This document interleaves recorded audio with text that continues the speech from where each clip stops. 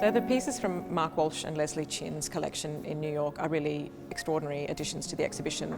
As collectors, they're a great pair for Chanel because Mark Walsh himself is a specialist in the costumes. He calls himself a CHANEL-ologist, and Leslie Chin is a specialist in jewellery. So Chanel, of course, offers extraordinary potential for collecting both of those areas, and they have one of the most significant collections of Chanel in the world, held in private hands.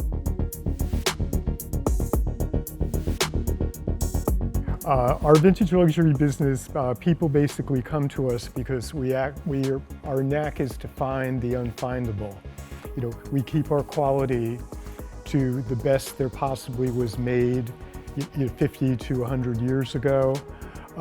We find the super rare.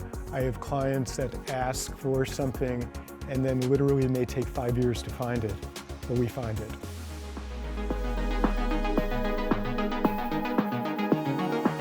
I think what makes Chanel interesting is that she's incredibly consistent in her vision from the beginning of her career to the end.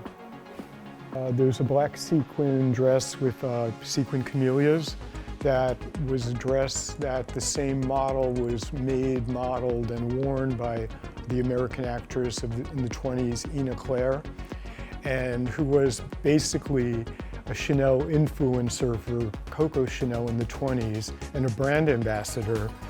And she just made Chanel's business meteoric in America because it was they'd see her in Vogue, they'd see her in Harper's Bazaar, and then the rich American woman wanted that dress. I think that just their knowledge of the period and their familiarity with, I think, the people who wore these dresses is quite a gift.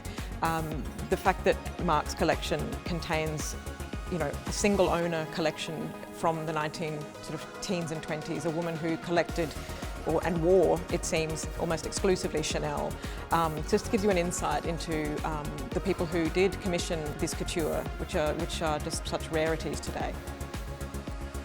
I don't think there's one important piece. I think that the collection's important because of the size of it and how early it is and how it all refers to when she was alive.